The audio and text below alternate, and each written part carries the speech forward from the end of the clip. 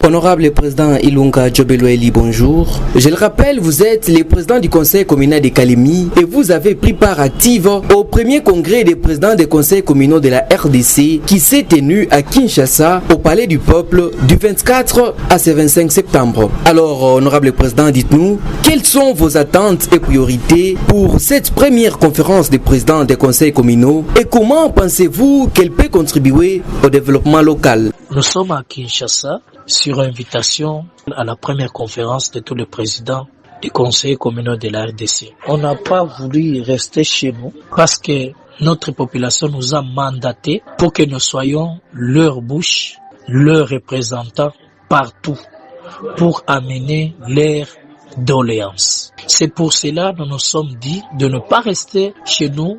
Nous venons à Kinshasa pour plaider les causes de notre population. Parce que un bon leader, c'est celui qui répond aux besoins ressentis de sa population. Nous sommes en train de travailler sur un thème. Ensemble, faisons le développement local et la gouvernance sécuritaire locale. Notre priorité. Je vous demanderai que je sois bilingue pour que les autres nous comprennent. Sababu ya nini hakutakuwa maendeleo, hakutakuwa sécurité kama atutumiki pamoja. Hakuna maendeleo kama hakuna amani. Na hakuna amani kama hakuna maendeleo. Na ndio maana wakati walitulomba tufanye projet, kila président afanye projet ya commune yabo, nous avons choisi un titre, l'aménagement intégré et développement socio-économique durable de la commune de Kalemi. C'est-à-dire, hii conférence ya ba president bote ya ma conseil itakuwa inaleta matunda kwa sababu ya population yenye ilituchagua sisi kuwa kinywa yabo, masikio yabo, migulu yabo, sisi kuwa watumwa wao, puke baone kujibiwa kwa ile mahitaji. Na ndio kwa maana hii conference, monsieur le journaliste, italeta matunda kwa ile magumu yote yenye kunapita mu makomini yetu, na ndio maana ilitufanya sisi tuje hapa Kinshasa pour montrer aux autorités nationales le problème qui se passe dans nos communes. Aina kama tunaikala pale njo solution itaonekana, monsieur le journaliste. Non. Nous devons aller vers ceux qui ont des solutions pour que répondre à ma besoin yenye population qu'on a, parce que nous sommes redevables à cette population yenye lituchagua. Ndio kwa maana tuliona kama on ne peut pas rester à Kalemi. Nous sommes en train de voir notre population en train de souffrir. Nous devons partir à Kinshasa pour plaider population et tunayo ipate solution. Comment envisagez-vous la collaboration entre les différents conseils communaux de la RDC pour surmonter les défis communs auxquels ils font face? Monsieur le journaliste, pour la deuxième question que vous venez de nous poser, nous avons mis 3 commissions pour qu'il y ait une grande collaboration malgré que conférence inaweza kumalizika, pour qu'il y ait uniformité ya ma conseil yote ya République démocratique du Congo. Vraiment, avec ce que on a élaboré comme recommandation, conseil itakuwa kusaidia population yetu. Na nafurahi sana kwa initiative ya autorité, kwa chef de l'État, kwa excellence madame la ministre Judith Suminwa, kwa VPM de l'intérieur excellence Shaban, kwa sababu ya kuitika ili sisi wa president wa conseil kufanya hii mkutano, sababu inatuunganisha na umoja, na itaonesha kama wakonseye hawakuja kufanya michezo, lakini walikuja kuunga mkono ili maono ya chef de l'État ipate kuendelea, maono ya gouvernement central ipate kuendelea, parce que nous les conseillers communaux, nous sommes le fruit de son excellence Monsieur le président de la République, Félix Antoine Tshisekedi Tshilombo, qui a accepté que élection ikuwe pour que la base sente aussi que le président eko nabo pamoja. C'est pour cela tulielabore ma vitu fulani yenye naweza kusaidia sasa collaboration ikuwe entre les conseillers communaux, na kisha haitaishia paka hapa. Hata mwaka kesho tutakuwa tena na makonferensi zingine mu ma province fulani yenye tutavote kwenye kutakuwa deuxième conférence. C'est pour cela collaboration vraiment iko na madefi à relever. Kila watu weko na déposer madefi ya makomini yabo, alors tutaichanga kwa umoja na pia tutawapatia wa autorité ili makomini yetu na yo ipate kuishi vizuri, parce que les gens attendent voir nos bourgmestres travailler, les gens attendent voir les bourgmestres kutia tumatala umbalabala, kutia bitu fulani, me bila vyote bitafanyika kama hakuna mbele kujua magonjwa ni magonjwa gani. Na ndio kwa maana ba president ma conseil balifanya le conference kwa sababu tuvumbule ni magonjwa gani iko inafanya makomini yetu isipate kuendelea. Ndio tukaunga ile mpango ya umoja ya sisi ma conseil ili tukale tu réfléchir pamoja na tuone gisi tutatumika na wa bourgmestre pour que ile kazi ambaye raia ilitupatia ipate kutimilika.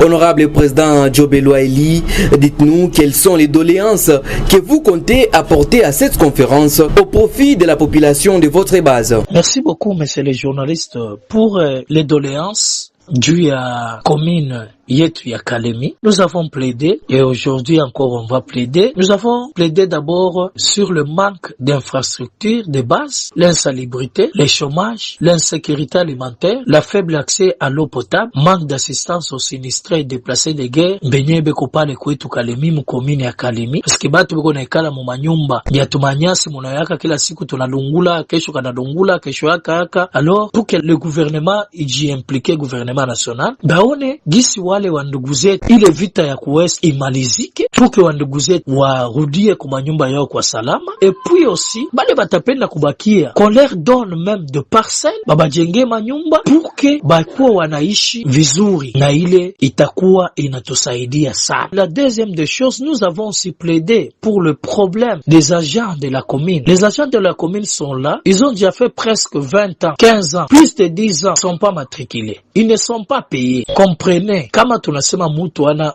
abamolipaka anajikuta mbele ya kitu fulani pesa, est-ce que ça sera comment? C'est pour cela, monsieur le journaliste, vont plaider auprès du gouvernement central pour que mécaniser les agents. Et il y a des autres qui sont à la commune, ils ont des matricules. Mais ça fait à 10 ans. Mais abayapita kata siku moja ku bank kwenda kupata ta salaire ya. Nous avons aussi plaidé sur ça pour que les bantu nabo balipwe, parce que ils sont en train de travailler pour le gouvernement pour que nabo banze kujikuta siku moja banalipo. Nous avons plaidé aussi les cas des chefs de quartier et les chefs d'avenue. Ils sont là, ils contribuent aussi à la sécurité, ils contribuent aussi au développement. Ils sont des représentants des bourgmestres dans des quartiers.